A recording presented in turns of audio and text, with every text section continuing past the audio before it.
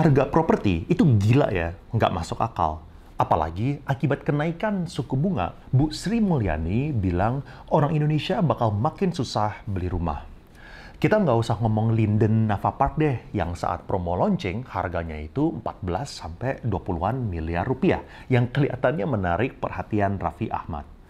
Masalahnya, rumah tipe luas tanah 40 meter dengan luas bangunan 45 meter di BSD itu udah dijual 1,2 miliar rupiah. Makanya, buat banyak orang, kalian mending sewa aja, nggak perlu beli properti. Gue sering dengar anak-anak muda didorong buat beli properti. Dan menurut gue, itu saran yang sangat-sangat menyesatkan. Beli properti itu over glorified. Terutama gara-gara banyak agent properti yang bilang, beli properti pasti untung. Nggak ada yang beli properti pasti untung. Kalau misalnya kalian beli properti, yang pasti untung itu adalah property agent dan developernya, bukan kalian. Gue bakal jelasin betapa mahalnya harga properti di Indonesia dan kenapa sewa properti bisa jauh lebih bagus daripada maksain beli properti. Dan di akhir video, gue juga bakal jelasin kapan waktu yang tepat buat kalian beli properti. Soalnya, asalkan strategi kita benar, properti itu sangat-sangat bisa cuan. Jangan lupa buat like dan subscribe. Setiap dukungan yang kalian berikan sangat membantu channel ini untuk terus bertumbuh. Let's go! Gue kasih ilustrasi kenapa harga properti susah dijangkau sama kebanyakan orang. Rasio antara sewa dibandingkan nilai properti di Indonesia itu terlalu kecil. Bayangin, unit 2 bedroom di Madison Podomoro City Central Park itu harga jualnya 1,15 miliar rupiah. Sedangkan harga sewanya cuma 45 juta rupiah.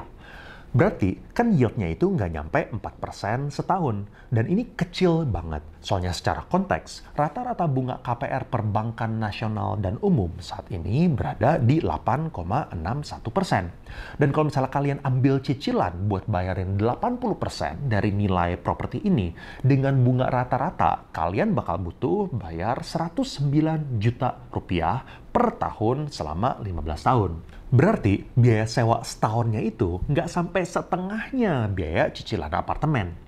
Contoh lain, Taman Anggrek Residences, harga beli 800 juta rupiah, sewanya itu 40 juta. Sama, yieldnya 4%. Ada sih yang lumayan, misalnya kayak South Hills, apartemen di segitiga emas. Satu bedroom itu harganya 2,8 miliar rupiah, dan sewanya itu $1.100 per bulan alias 16 jutaan. Sekitar 7%-an lah yieldnya.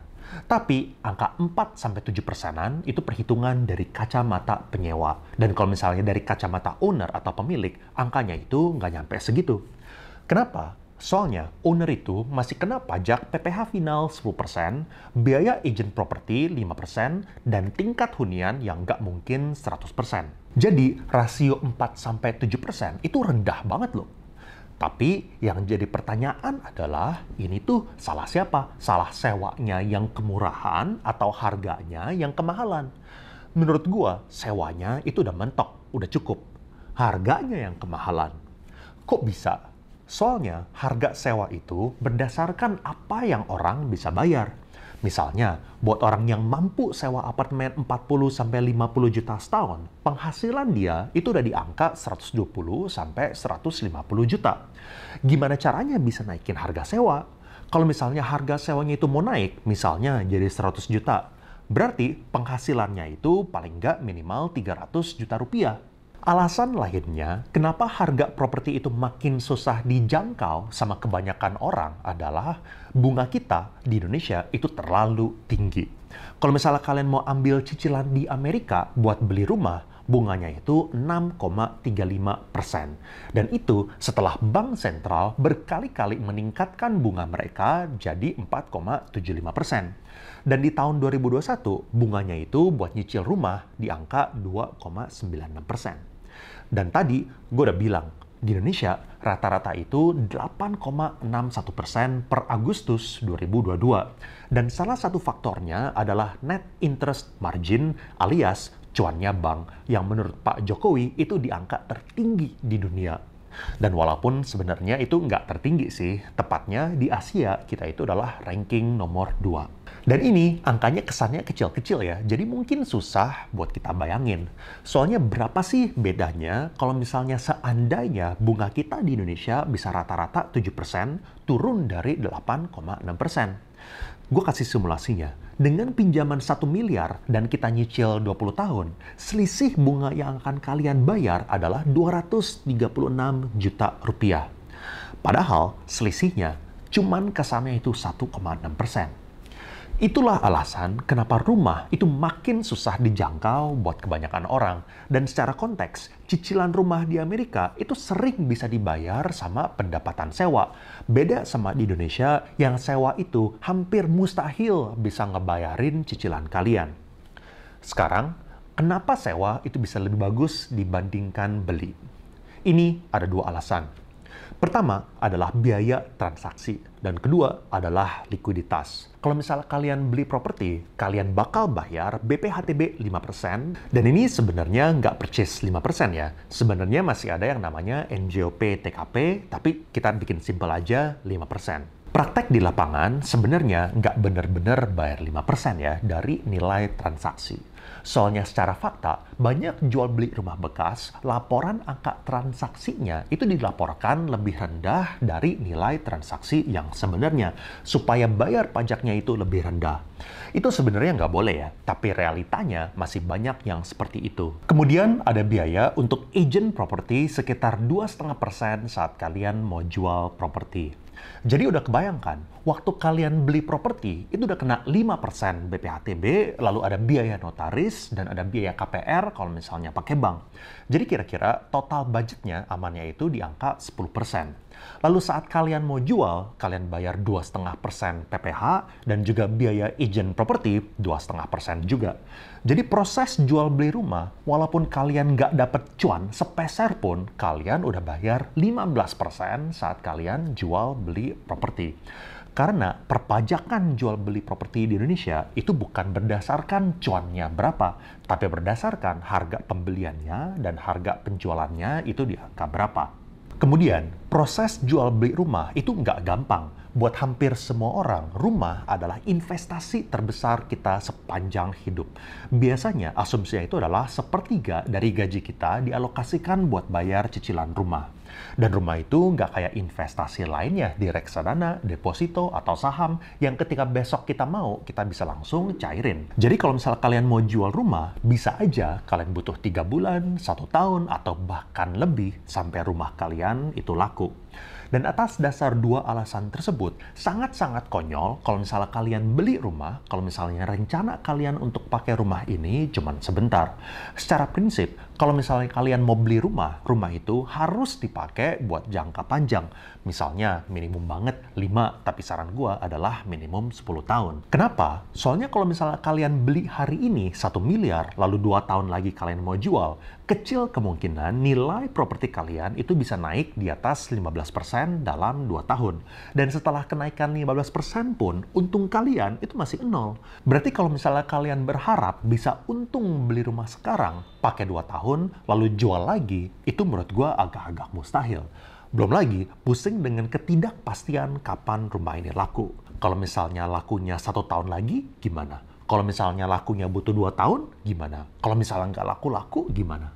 Kalian kan jadinya serba salah. Ada cicilan rumah lama, tapi rumahnya udah nggak muat, atau kalian harus pindah ke kota lain untuk pekerjaan. Jadi bisa jadi double kalau misalnya kayak gitu. Harus bayar sewa di rumah yang baru, cicilan di rumah yang baru, lalu kalian juga lanjutin cicilan rumah yang lama. Dan itu berat. Karena realitanya, mayoritas orang itu butuh jual rumah lamanya supaya mereka bisa beli rumah selanjutnya. Dan jangan harap kalian bisa bayar cicilan kalian dari uang sewa. Yang kita udah bilang, di Indonesia, uang sewa itu nggak mungkin bisa ngejar cicilan KPR. Misalnya, kalian baru married, tinggal masih berdua, dan cuma butuh apartemen, studio, dan kalian rencananya bakal pindah saat kalian punya anak 2 tahun lagi. Mendingan sewa aja. Atau kalau misalnya kalian cukup beruntung bisa nebeng sama orang tua, mendingan nebeng dulu aja. Bagus kok, anak kita nanti bisa deket sama kakek sama neneknya. Apalagi kalau misalnya pekerjaan kalian itu belum stabil. Kadang di Jakarta, kadang di Jogja, kadang di Bali. Jadi, kapan sih saat yang tepat buat beli properti? Jawaban yang paling tepat adalah tunggu sampai rencana hidup kalian itu udah lebih pasti. Sampai kalian ngerasa kebutuhan properti kalian itu udah fix, paling nggak 5 tahun ke depan. Kenapa gue saranin supaya tetap beli properti? Ada 3 hal ya. Pertama, kalau misalnya kalian sewa, kekurangannya adalah kalian nggak bisa renovasi sesuai keinginan kalian.